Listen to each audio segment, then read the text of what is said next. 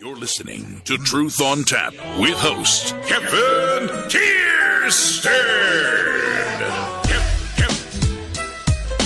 Kevin.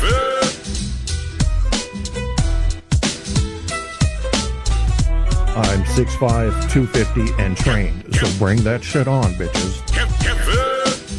I was listening to Truth on Tap with Kevin and Kierstead last night. I've never really called into Kevin's show or gotten into any banter to him because, to be honest with you, he's way too intellectual for me. I mean, I'm no dummy, but this guy, I don't think I can hang with him verbally in just, discussing the issues. He's a really smart guy.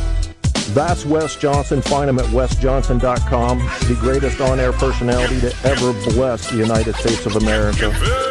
He does a really good show. It's very professionally done. He's on iHeartRadio.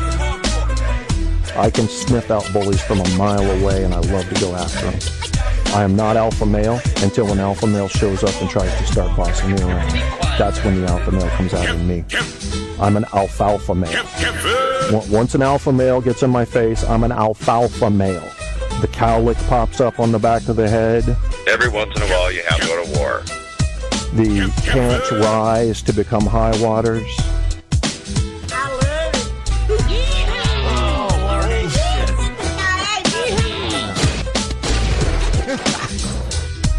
I got my dukes up. I'm gonna what do you call it, mute my mic so I don't deafen you or defecate on you. And oh shit, he made a poop noise. And then we're gonna and I'm ready to rock and roll. Give him a little Jack Johnson, Yeah. Truth on Tap is now flowing from iHeartRadio. Get your Kierstead fix by Googling Truth on Tap with Kevin A. Kierstead. All the truth you can handle running hot on iHeart, Facebook, Spreaker, and more. You want the truth? You can't handle the truth on Tap. Yes, that was Wes Johnson. It is 600 amputee magnificent on 5/29/15. Wes Johnson, by the way, the man you just heard, is going to be at AwesomeCon, which I think used to be called Comic-Con. I don't know.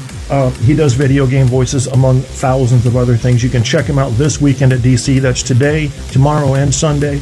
Make sure to look it up, AwesomeCon. Look up Wes Johnson, just like it sounds, W-E-S Johnson. Tonight, today, this morning, whatever, we're going to have people on. RD's going to be on, my favorite Dutchman, and he's going to talk about Terrance McKenna, his favorite American, which is really freakish if you look at the circle of events there.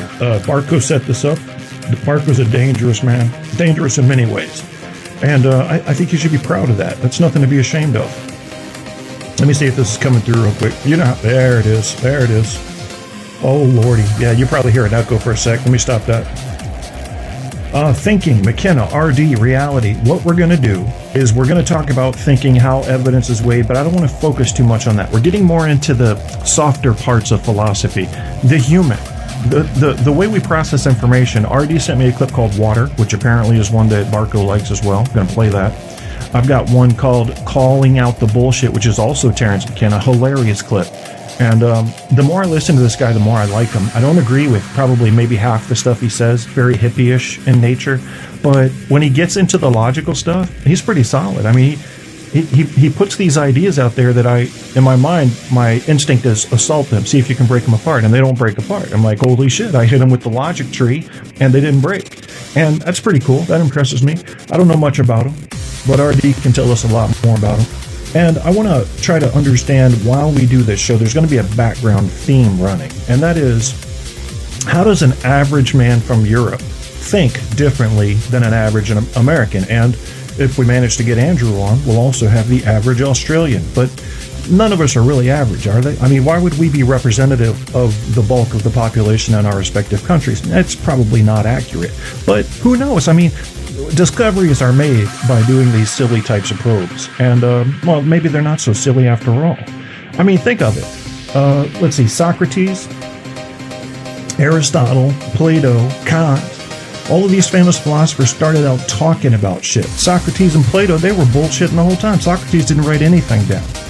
You know, I think that's good stuff. That's how this stuff it's how it gets started. Am I going to be a famous philosopher? No. RD might. Andrew probably will.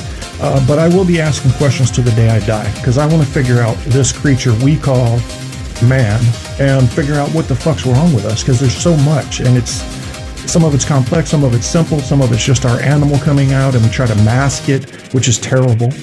But what we do know, that was George Linus, DJ Archive Pulse, George Linus Remix. What we do know is that some people, some number of people, you go ahead and put your percentage on it, are holding the animal back inside of them, and they're bullshitting to get something they want, and we don't call that bullshit out. And I think a perfect place to start here is to listen to this, and then we're going to call RD in. We're going to call out people's bullshit. It's called Necessity of the Rules of Evidence for Collective Evolution. And this is Terrance McKenna.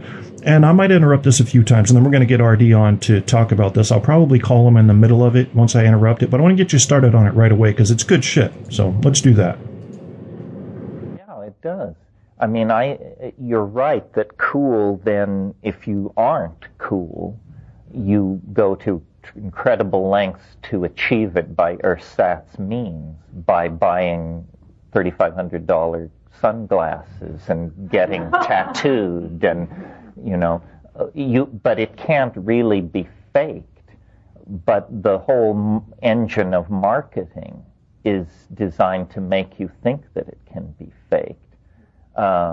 I don't know if I'm cool or not, but I am incredibly resistant to any effort to make me think I'm uncool. In other words, because the answer always lies in commodification. You know, I'm not using the right body cologne, I'm not wearing the right Italian designer clothes, I don't slump with a half sneer on my face. All of these things which are marketed as the accoutrements of cool. So you get a clueless culture aping cool, and of course real cool can't be commodified. That's what makes it so cool and so maddeningly distant from the uncool. As long as we're on this kind of tack, this morning I talked about the imagination and its friends, and you recall the list, and I won't refresh it, but I thought it would also be useful to talk about the enemies of the imagination. We've talked about culture as the enemy of imagination, and I think we've done enough of that. The other thing that I think is the enemy of the imagination, and this may seem paradoxical, and it may raise hackles, and it may bring controversy, but it has to be said. There's always been a strain of this in my thinking, in what I'm about to say, but my son pointed out to me that I needed to hammer this particular key harder. My son is sort of my surrogate in the culture. He goes out to the highways and byways and listens to the murmurings of the people and then tells me what's going on. And this brings us to the subject of relativism. I'd never quite heard it put this way until he put it to me this way. What is relativism? Relativism is the idea that your ideas are as good as anybody else's ideas, and all ideas are equal in worth because nobody can tell what's going on anyway. It's the live and let live, laid-back approach to doing intellectual heavy lifting. I'm a nihilist, you're a Nazi, you're a Christian, you're something else. Hey, no big deal. Let's just hoist a beer and party on. Hoist a beer and party on. That's what Terrance McKenna's talking about. RD, you've heard this speech before. RD, can I ask you a question before we get started? Okay, Americans don't understand the Netherlands. They don't understand that you can have Holland, also the Netherlands, and then they say, okay, people from Holland or the Netherlands must be called Hollies or Netters. No, they're the Dutch. What? Isn't that what Germany calls itself, Deutschland? Well, what's going on here? Can you explain how the Netherlands came to be in a quick little summary here?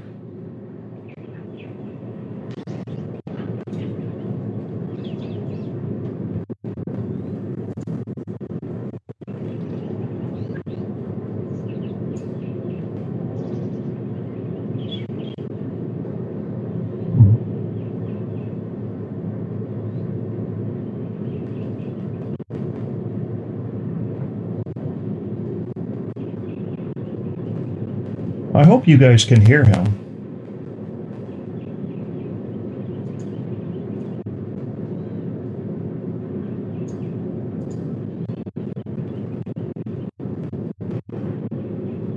Barco, can you hear RD?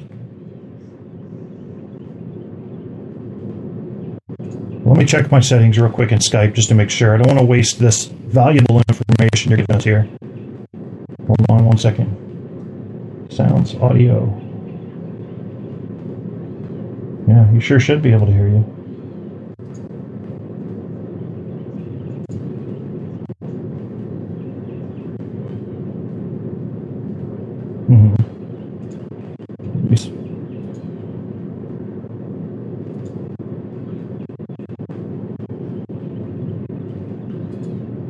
Yeah, we need to hear, because I'm streaming the show to check on you, and I don't hear speakers.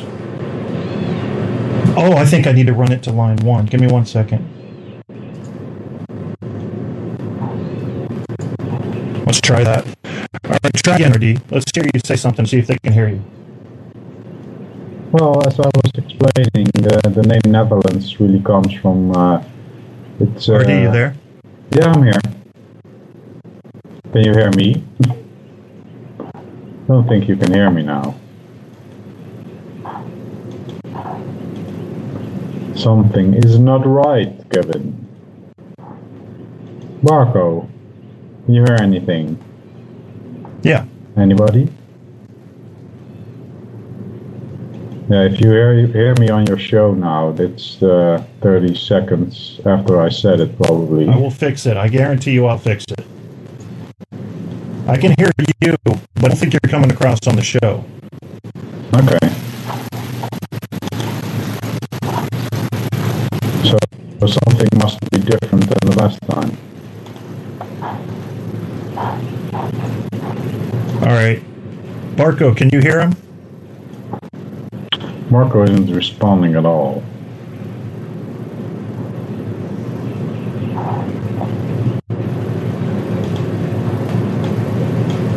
I'm listening to the show stream to make sure you're coming through. I hear myself on the show.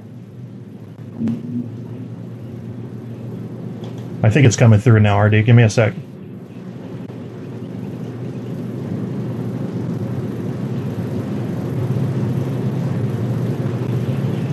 You can hear yourself on the show now? Yeah, and it sounds pretty loud also. It sounds way better than the first time we did this. It sounds good. Sounds good, man. Okay. Well, that's weird because I'm streaming the show and I can't hear you, but all right. Okay.